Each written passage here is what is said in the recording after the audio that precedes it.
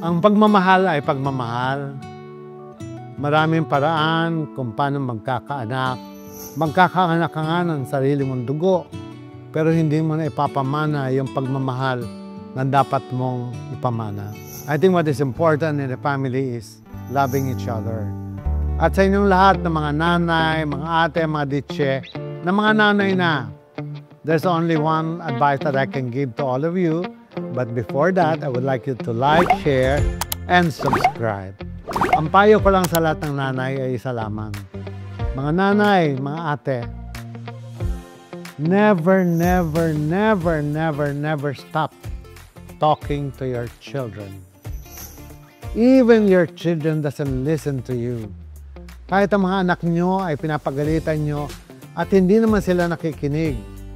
Habang kayo nagsasalta, pumapasok sa tenga, lumalabas sa kabila, go ahead. Never, never stop talking to them.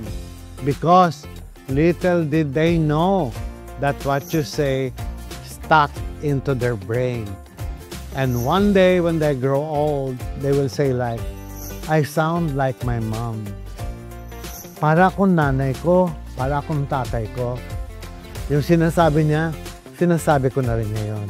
Yan yung sinasabi ko na ipamana natin sa mga anak natin, yung ating mga values, yung ating mga good deeds na ginagawa sa buhay para tangkilikin at gawin nila lahat na maganda sa buhay.